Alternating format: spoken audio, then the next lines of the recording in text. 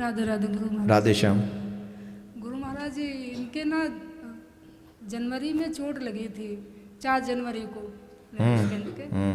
तो एकदम बहुत ज़्यादा सीरियस थे ये। और फिर उसके बाद में 5 दिन तक ये समझ लो बहुत ज़्यादा डॉक्टरों ने बताया कुछ भी हो सकता है। फिर मैं प्रिया कांजल से बस यही कहती रही, मेरा तो कोई नहीं है, बस आपके सिवाय आप ही सब कुछ करने वाले हो, बस आप ही को मैं पुकारती रही गुरु जी महाराज। तो फिर उसके बाद में मैं तीसरे चौथे दिन तक बहुत ज़्यादा बुरा हाल था इनका। तो उसके बाद में 5 दिन इनकी रिपोर्ट जितनी बार बार वो हो रहा था, टेस्ट चेकअप हो रहा था, चेकअप हो रहा था। तो आप आए गुरु महाराज, मैं यही कहती थी, मैं एकदम ना नींद ना कुछ भी नहीं था, एकदम बेहाल थी मैं भी। ये तो समझो एक तरह से कुछ भी नहीं जान रहे थे। तो मैंने देखा कि आप आए हो, ज़रा से मेरी आंख लग गई 5 दिन कि जब इतना हमारा भी बुरा हाल हो गया था। तो यही आप ही आओ, आप ही के सब बनाई हुई माया है, आप ही डॉक्टर हो, आप ही सब हो। तो आप आए गुरु महाराज वहाँ पे सफदरजंग में, और फिर देखा कि आपने मुझे एक बतासा दिया है और 2 लौंग के जोड़े दिए। आपने बोला कि ये खूंट में बांध लो और ये इन्हें खिला दो। बस इतना देखते ही मेरी आँख खुल गई। फिर उसके बाद में जब रिपोर्ट आई है ये सर में चोट लगी थी, क्या नाम, सांड ने उठा के फेंक दिया था इन्हें। तो पूरे जैसे खून की उल्टियाँ और नसें सारी ब्लॉक हो गई थी। तो मैं देखा कि जब आपने दर्शन देने के बाद ये बताया, फिर उसके बाद में रिपोर्ट जब आई है 5वें दिन, तो बिल्कुल सब नॉर्मल था, सब ठीक था। वाह गुरु महाराज। जब फिर मैंने क्या किया गुरु महाराज, मैं फिर आपके पास आई थी। मैं पहले एकादशी नहीं रहती थी 5 साल पहले, मेरे यहाँ कोई ख़त्म हो गया था जो ठान वाले दिन।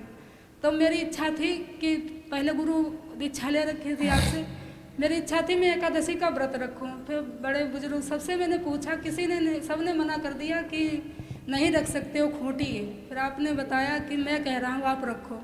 फिर मैं फलाहार रखती थी गुरु महाराज, हम दोनों लोग रखते हैं, कभी कभी हमारे बच्चे भी रख लेते। फिर उसके बाद गुरु महाराज कि जब इनके चोट लगी, फिर मैं तब से भी निराहार रखती हूँ गुरु महाराज, बिना जल के। सिर्फ मेरा जब मैं तुम माइक छोड़ो, तुम बहुत लंबा कर रहे हो, इनको दो। क्यों रोते हो तुम? माइक दो उनको, पहले उनको दो। क्यों रो रहे हो? क्या हो गया तुम्हें? गुरु जी कोट प्रणाम। राधे कर रहा हूँ। क्यों रो रहे हो?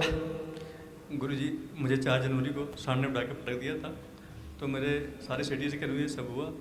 फिर मुझे 100 में 99% कोई उम्मीद नहीं थी। माइक ऐसे रखो। तो वहाँ पे डॉक्टर साहब ने कहा कि सब लोग प्रार्थना करो भगवान से कि इनका ऑपरेशन ना करना पड़े, क्योंकि सारी ब्रेन ब्लॉक हो चुकी थी। तो उसके बाद में, क्योंकि मुझे तो कोई पता ही नहीं था कैसा क्या हो रहा, क्या हुआ मुझे मालूम नहीं हुआ। ये भी बेचारी परेशान, सारे बच्चे परेशान गुरु जी, मगर आपकी ऐसी कृपा हुई प्रिया कांजू की प्रभु जी, इसलिए मुझे रोना था कि प्रिया कांजू ने मुझे बचा लिया प्रभु जी। नहीं आज मैं यहाँ पे नहीं होता, इतना कष्ट से। अरे यहीं होना था, अभी तुझे मेरी सेवा करनी। नहीं सर। करेगा कि नहीं? जी जी बिल्कुल गुरु जी। अबे मुझे दर्शन के लिए इतना अभिलाषी था कि जब से मैं यहाँ नहीं पाया, हालांकि मेरा अभी भी ट्रीटमेंट चल रहा है, मगर अब थोड़ा सा बिल्कुल क्लियर हूँ, कोई वो नहीं।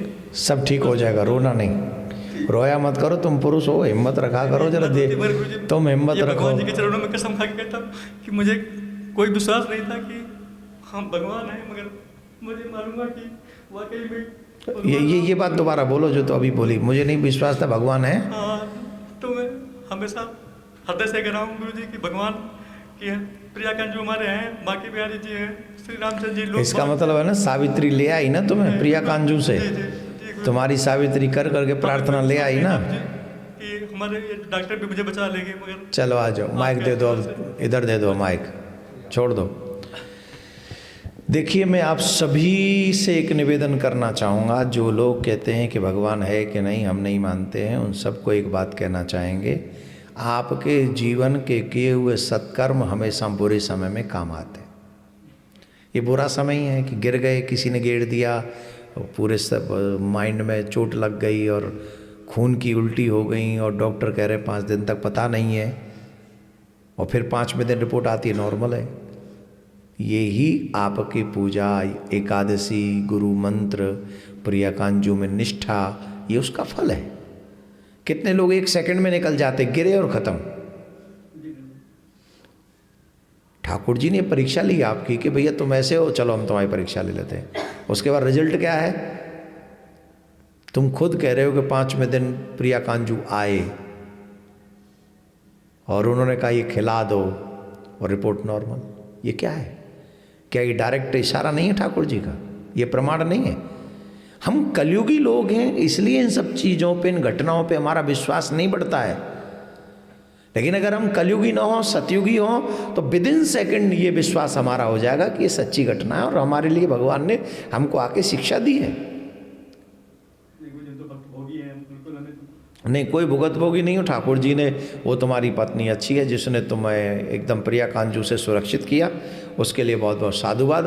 और रही बात, तुम पहले एकादशी रहती थी, एकादशी कभी खोटी नहीं होती। जिस दिन एकादशी के दिन प्राण जाते हैं किसी के, वो सीधे भगवान के धाम जाता है। ये तो प्रार्थना करते हैं लोग हमारी एकादशी के दिन प्राण निकलें, तो वो एकादशी कभी खोटी नहीं होती। दूसरी बात, उस समय तुम व्रत रखती थी, अभी तुम निर्जला रहती हो, राइट है ना?